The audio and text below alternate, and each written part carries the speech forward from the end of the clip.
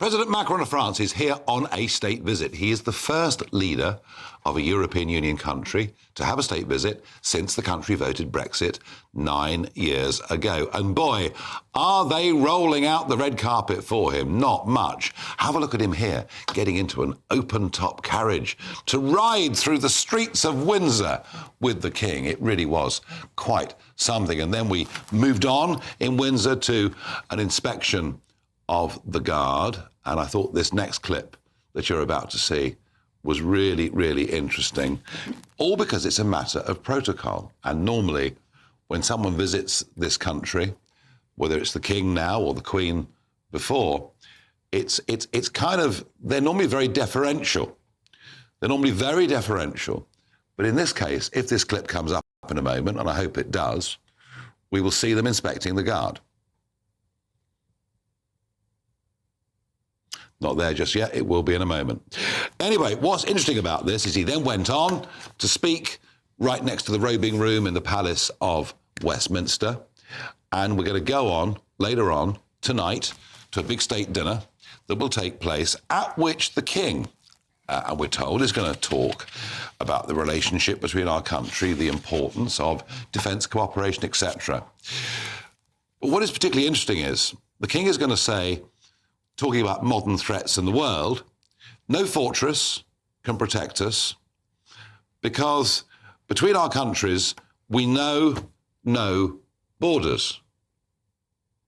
I'm really sorry. I'm not a Republican. I'm not in the habit of criticising the royal family. Perhaps he's been poorly advised.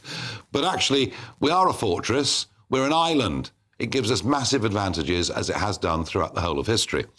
And to say there are no borders, well, I suppose in some ways he's right, because at the moment the dinghies cross the channel and nothing much seems to happen. But I think the King is making a mistake in saying this, because absolutely what his subjects want is for there to be very strong borders between us and France, whilst at the same time we have great cooperation.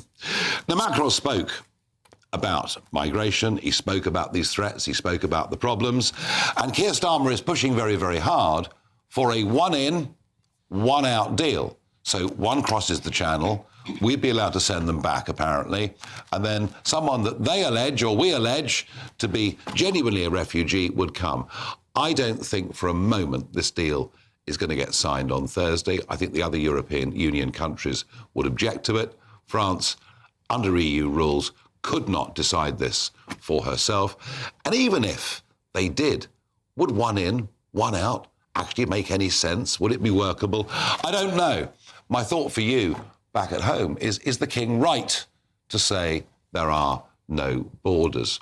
Let me know what you think. Tweet #Farage on GB News or email farage@gbnews.com. I'm joined in the studio by Sir Ranald Jayawardena, former Conservative MP and Minister, and Joe Phillips, journalist and former press secretary to the late Paddy Ashdown. Joe, it's difficult for the King. Mm-hmm. We all know it's difficult for the King, and he'll be given a whole stack of advice. I just contend that to say there are no borders between our countries is quite a big mistake.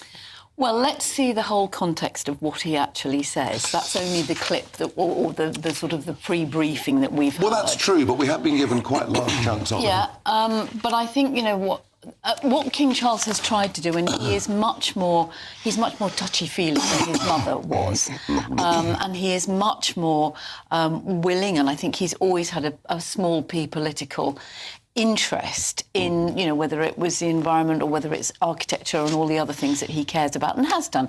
And was... Well, the architecture's not that political, is it? Well, it can be. It can be. It can be. It doesn't Environmentally, the environment has been very political, and he was, you know, he actually, I'll praise him because he's kept off that since he became the monarch. Yes, and he's, you know, and he was written off as a sort of a tree hugger and somebody who talked to his plants and things. I think this is his way of saying, you know, we are friends, we are neighbours, not so much, you know, we're an island and we're going to play Little England. I don't know. Reynolds seems to me to be quite a big mistake he's making, and something with which the vast majority of his supporters would disagree. Well, I think, as Joe said, it's really important to look at the full context here. And my understanding is he's saying that it's our two countries that face a great deal of challenges in common. And as I think his wording is, as friends and as allies, we face them together. These challenges know no borders. And that is true. Yeah. You know, the fact is, across the whole of Europe, there is a big problem with illegal immigration. The EU should be acting tougher. I know the Italian government would love the EU to be acting tougher. One of the reasons I pushed so hard for Brexit. I saw the stupidity of what the EU was doing, allowing millions of people to cross the Mediterranean. But I didn't think, therefore, there's anything wrong with him saying that there is a big problem that transcends these borders, and it's right that we should be trying to tackle them with the French. I think it's encouraging to see some activity now by the French police to try and stop boats crossing the channel. This is honestly, this is progress. But hang on. Hang on a second. Hang on a second. There's much further to go. Don't you think it's a coincidence that a BBC camera just happened to be on a beach a few days before the state visit when we've given them 800 million quid? No, I'm not into conspiracy theories. Whether that's true or not, I don't know. But the point is... You were in government. You know all about spin. Oh, there we go. You got me there. I think the point is that at least some action seems to be being taken now, which is a start. I happen to agree with you on this one-in, one-out deal. I mean, I think, you know, the idea that fundamentally there'll be the same number of people, but it's like a different group of people. I'm not sure that's going to really have merit, and I'm not sure that you will even agree to it, as you say. I think it's about people reuniting with their families. That is the general... Joe, but I'm sure given but absolutely.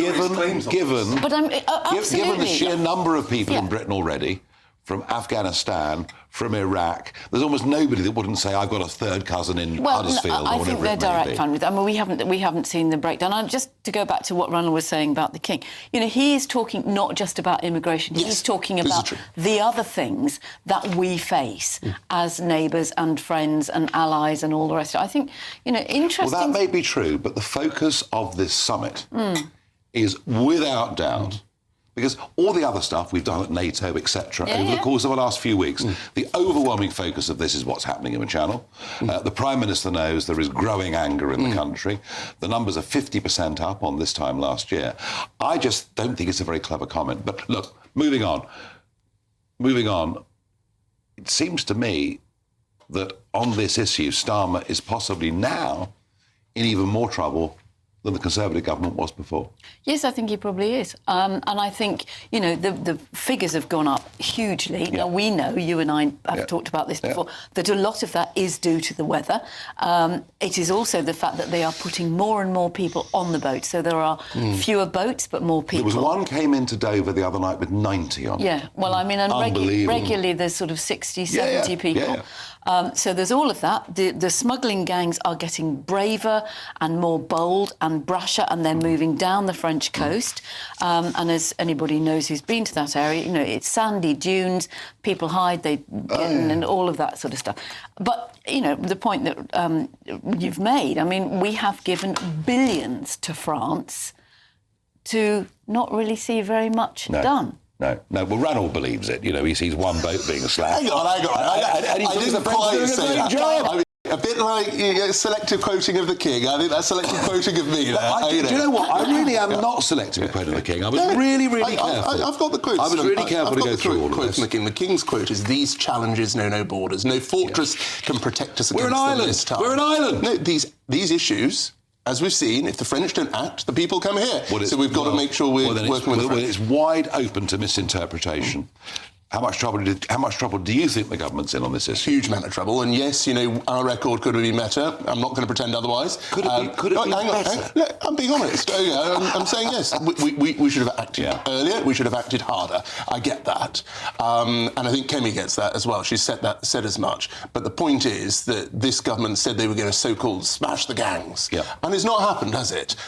People are now very disappointed and disenchanted with politics. The gangs actually have become even more brazen. Exactly. I chucked something out on social media last week where one of the gangs just put their mobile phone number. Yeah, straight out there. It's on TikTok. It's elsewhere on social media. No, they are failing and failing badly. You know, the government is cutting the backlog, which you left But that's behind. not the illegal... this is not the people coming across the channel. But some of those people will be there, people who will have come across the channel, who've been sitting... But it's being backfilled by more people coming across the channel. Of course, That's the but, problem. I know, but, it's a bit like the prisons, which we may talk about later. We're going to talk about that later. All I can say on this subject is that I think it's a disaster. I think it should be declared a national emergency on the grounds of security. And isn't it funny that all the fish that are within our 12-mile limit increasingly belong to the French, yet all the illegal migrants belong to us? Something is very wrong.